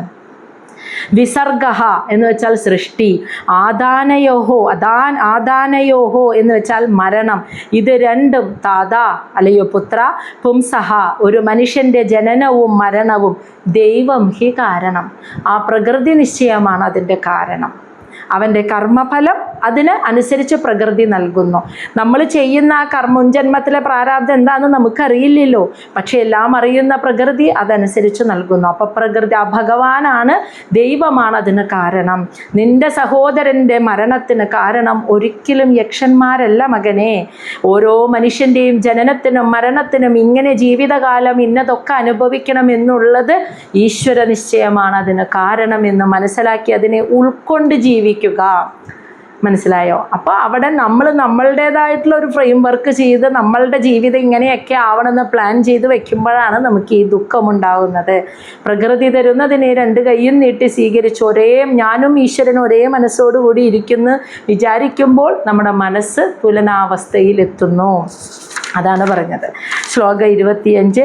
സഹ ഏവ വിശ്വം സൃജതി സ ഏവ അവധി ഹന്തി ച അദാ അഭി ഹി അനഹങ്കാരാത് ന അജ്യതേ ഗുണകർമ്മഭി. എന്നിട്ട് പറയാണ്, അപ്പം പറഞ്ഞില്ലേ ദൈവമാണ് എല്ലാവരുടെയും ജനനത്തിനും മരണത്തിനും കാരണമെന്ന് പറഞ്ഞിട്ട് പറയാണ്, സഹ ഏവ ആ ഭഗവാൻ തന്നെയാണ്, വിശ്വം സൃജതി ഈ പ്രപഞ്ചത്തെ സൃഷ്ടിച്ചത്, സഹ ഏവ ആ ഭഗവാൻ തന്നെയാണ്, അവധി ഈ പ്രപഞ്ചത്തെ പരിപാലിക്കുന്നത് വിഷ്ണു രൂപത്തിൽ, സൃഷ്ടാവിൻ്റെ ബ്രഹ്മാവിൻ്റെ രൂപത്തിൽ സൃഷ്ടിച്ചു, ഹന്തിച്ച ആ ഭഗവാൻ തന്നെയാണ് ഈ പ്രപഞ്ചത്തിൻ്റെ സംഹാരത്തിന് കാരണമായി മഹാദേവനായിരിക്കുന്നതും, അതാഭി എങ്കിൽ പോലും ഒരു കാര്യം ഓർക്കുക, ഹി അനഹങ്കാരാത് ആ ഭഗവാൻ ഈ 3 കർമ്മവും അഹങ്കാരമില്ലാതെയാണ് ചെയ്യുന്നത്. ഞാനാണ് ഇതിൻ്റെയൊക്കെ കർത്താവ്, ഈ പ്രപഞ്ചത്തിൻ്റെ കർത്താവ് എന്ന് ചിന്തയില്ലാതെ, കർത്തൃത്വ ബോധമില്ലാതെ, സൃഷ്ടിയാണെങ്കിലും സ്ഥിതിയാണെങ്കിലും സംഹാരമാണെങ്കിലും ആ കർമ്മത്തിനോട് ആസക്തിയില്ലാതെ ആണ് ആ ഭഗവാൻ ആ കർമ്മം ചെയ്യുന്നത്. അതുകൊണ്ട് ന അച്യതേ ബന്ധിക്കപ്പെടുന്നില്ല ഗുണകർമ്മഭി ആ സത്വരജ തമോ ഗുണങ്ങളാൽ മായയാൽ ആ ഭഗവാൻ ബന്ധിക്കപ്പെടുന്നില്ല എന്ന്. അപ്പോൾ ത്രിഗുണങ്ങളാൽ ആ ഭഗവാൻ ബന്ധിക്കപ്പെടുന്നില്ല. കാരണം ചെയ്യുന്ന കർമ്മത്തിനോട് ഭഗവാൻ ആസക്തിയില്ല, അറ്റാച്ച്മെൻ്റ് ഇല്ല, ഞാൻ എന്ന ഭാവമില്ല, അഹങ്കാരമില്ല. അതിനാൽ ഭഗവാൻ ത്രിഗുണങ്ങളാൽ ബന്ധിതനല്ല. ഇപ്പോൾ നമ്മൾ വിചാരിക്കും ഭഗവാനിലേക്ക് അടുക്കും തോറും കർമ്മം ചെയ്യാനുള്ള താല്പര്യം പോകണമെന്ന്. അതായത് ജോലി അല്ലെങ്കിൽ ബിസിനസ്, വീട്ടുജോലി ഇതൊക്കെ ധാരാളമായി ചെയ്യുന്നവർക്ക് ഭഗവാനിലേക്ക് സ്പിരിച്വാലിറ്റി ഉണ്ടാവില്ല എന്നുള്ളതൊക്കെ തെറ്റായ ധാരണയാണ് കേട്ടോ. ഏതൊരു കർമ്മവും ചെയ്യാം, എത്ര വലിയ ബിസിനസ്സും ചെയ്യാം, എത്ര വലിയ ജോലിയും ചെയ്യാം, ഓഫീസ് ജോലിയും ചെയ്യാം, ഡോക്ടറുടെ ജോലിയും ചെയ്യാം, എന്ത് വേണമെങ്കിലും ചെയ്യാം. ഇപ്പോൾ ഭഗവാൻ പോലും ചെയ്യുന്നു അല്ലേ? ആ പരമാത്മാവ് വെറുതെ ഇരിക്കുകയാണോ? ആ പരമാത്മാവിൻ്റെ സങ്കല്പം, ഓരോ സങ്കല്പമാണ് ഇവിടെ നടക്കുന്ന സൃഷ്ടിസ്ഥിതി സംഹാരങ്ങൾക്ക് കാരണം എന്നിപ്പോൾ പഠിച്ചു അല്ലേ? അപ്പോൾ ആ ഭഗവാൻ പോലും വെറുതെ ഇരിക്കുന്നില്ല, സങ്കല്പമാകുന്ന കർമ്മം ചെയ്യുന്നു. പ്രകൃതി അതിനെയൊക്കെ ചലിപ്പിക്കുന്നു, അതിനെയൊക്കെ എന്താ പറയുക, പ്രായോഗിക തലത്തിൽ അതിനെയൊക്കെ നടപ്പാക്കുന്നത് പ്രകൃതി. ഭഗവാൻ സങ്കല്പിക്കുന്നു. ഒരു കുടുംബത്തിൽ ഭർത്താവ് പണം കൊണ്ടുവരുന്നു, അതിനെ ഉപയോഗിച്ച് വേണ്ട രീതിയിൽ ഉപയോഗിച്ച് വീടിനെ കൈകാര്യം ചെയ്തു കൊണ്ടുപോകുന്നു, അതിനെ നടപ്പിൽ വരുത്തി കൊണ്ടുപോകുന്ന ഒരു സ്ത്രീ. അങ്ങനെ ഗ്രഹനാഥനും ഗ്രഹനാഥയും കൂടി ഒരു കുടുംബത്തെ ഭംഗിയായി കൊണ്ടുപോകുന്ന പോലെ പ്രപഞ്ചമാകുന്ന കുടുംബത്തെ ഭഗവാനാകുന്ന പുരുഷൻ ഇച്ഛിക്കുന്നതിനനുസരിച്ച് പ്രകൃതിയാകുന്ന സ്ത്രീ അതിനെ യഥാവിധി ചലിപ്പിക്കുമ്പോൾ ഈ പ്രപഞ്ചത്തിൻ്റെ സൃഷ്ടി സൃഷ്ടിസ്ഥിതി സംഹാരം ഭംഗിയായി നടക്കുന്നു. പക്ഷേ ഇവിടെ ആ ഭഗവാന് ഞാൻ എന്ന ആ കർമ്മം ചെയ്യുമ്പോഴും ഞാൻ എന്ന ഭാവമില്ലാതെ ചെയ്യുന്നത് കൊണ്ട് അതുകൊണ്ടാണ് ഭഗവാനെ നിർമുക്തൻ, എല്ലാ ഗുണങ്ങളിൽ നിന്നും മുക്തനായവൻ എന്ന്, നിർഗുണൻ, ഗുണങ്ങളൊന്നും ബാധിക്കാത്തവൻ എന്ന് വിളിക്കുന്നതിന് കാരണം കർമ്മം ഞാൻ എന്ന ഭാവമില്ലാതെ ഭഗവാൻ ചെയ്യുന്നു. അതുകൊണ്ടാണ് ഒരു ബന്ധനവും ഭഗവാന് വരാത്തതിൻ്റെ, ആ പരമാത്മാവിന് ഒരു ബന്ധനവും വരാത്തതിൻ്റെ കാരണം. അത് നമുക്ക് എളുപ്പത്തിൽ മനസ്സിലാക്കാൻ ബ്രഹ്മ വിഷ്ണു മഹേശ്വരന്മാരാകുന്ന ത്രിമൂർത്തികളെ നോക്കിയാൽ മതി. അവർ ഇതുപോലെ ആ ശരീരരൂപത്തിലിരുന്നു കൊണ്ട് ആ ഭഗവാൻ തന്നെയാണ് ബ്രഹ്മാവിനെ പോലെ സൃഷ്ടികർമ്മം നടത്തൂ, അല്ലെങ്കിൽ കർമ്മങ്ങൾ ചെയ്യൂ, മഹാവിഷ്ണുവിനെ പോലെ കർമ്മങ്ങൾ ചെയ്യൂ, മഹാദേവനെ പോലെ കർമ്മങ്ങൾ ചെയ്യൂ എന്ന് നമുക്ക് കാണിച്ചു തരാൻ വേണ്ടിയാണ് ആ ത്രിമൂർത്തി ഭാവത്തിൽ ഇരിക്കുന്നത്. മനസ്സിലായില്ലേ? അപ്പോൾ ഇന്നത്തെ നമ്മുടെ സത്സംഗം ഇവിടെ അവസാനിക്കുന്നു. ഇനി ഒരു 10 ശ്ലോകം കൂടിയുണ്ട് ഈ അധ്യായത്തിൽ. അത് നാളത്തോടുകൂടി നമുക്ക് അവസാനിപ്പിക്കാം.